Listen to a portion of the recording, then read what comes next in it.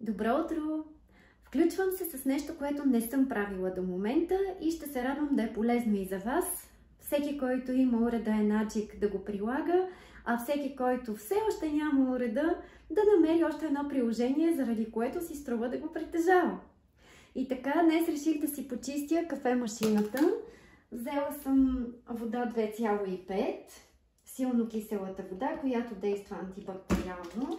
И първо ще сложа върху тази кърпа, за да почистя това, което е останало отвън. Ето тук в гнездото. То, разбира се, е кафе, но може и да има някакъв нагар, не знам. Най-важно е по тръбичките да не се задържат микроорганизми, затова ще използвам силно киселата вода. Така. Сега ще сипя в контейнера, където нормално зареждам водата, с която приготвям кафето. 8,5 pH.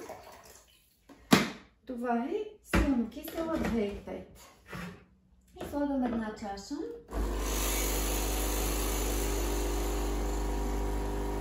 Виждате как тече. Няма да мога да наклоня чашата и да видите колко много боклуци излизат.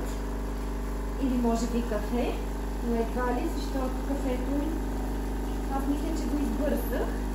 Затова ще снимам тази чаша. Какво е извадила? Добре, слагам я ето тук, за да снимам и ще взема още една, за да довърша и да освободя място да сложа 11,5 водата за плясък. Приготвила съм си я.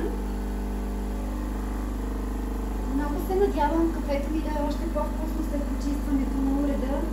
Знаете, че аз обичам да казвам, че е добре да почистваме уредите си Енаджик, защото те се грижат за чистотата на нашите тела.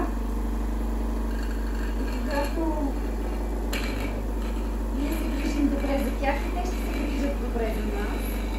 Още малко остана от тази вода. Тя не трябва и съвсем да приключва, защото помпата може да се развали. Така че това е за сега мътно, но в другата чаша паднаха повече боклуци и ще ви ги снимам. Така, и сега сипвам 11,5 водата за блясък. И да мине през всички тръбички, през които минава и водата за моето ежедневно кафе.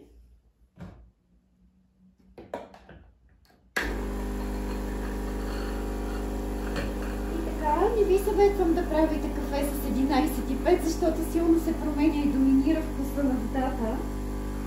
Кафето се променя и доминира водата, но пък може да я ползвате за хигиена. Да почистите, например, батериите на мивките, те блестят. Също така аз ще направя почистване на една шина. Нека да ви покажа. Това е апаратче за коригиране на зъбите, което е накисна в 11,5, след като преди малко извадих тази шина от 2,5 киселата вода, за да почисти от бактерии.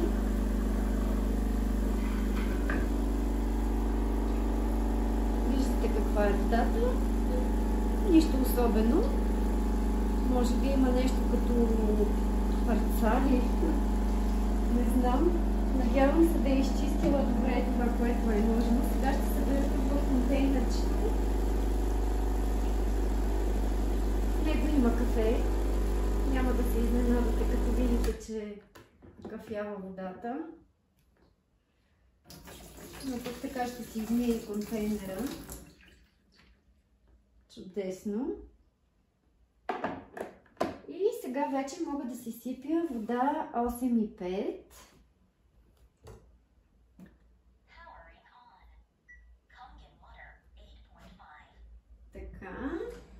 Да пусна още малко да изтече от тази 11,5, която сипах за почистването, и тогава да си направя кафе. Ще ви споделя какъв е вкусът след като го направя при добре почистена машина. Ето така да мине и това, което беше останало долу от 11,5.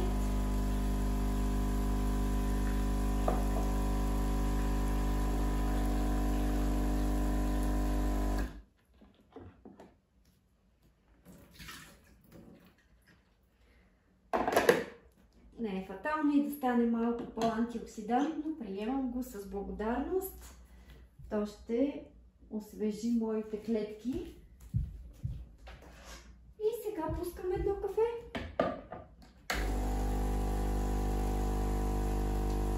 В току-що почистената машина.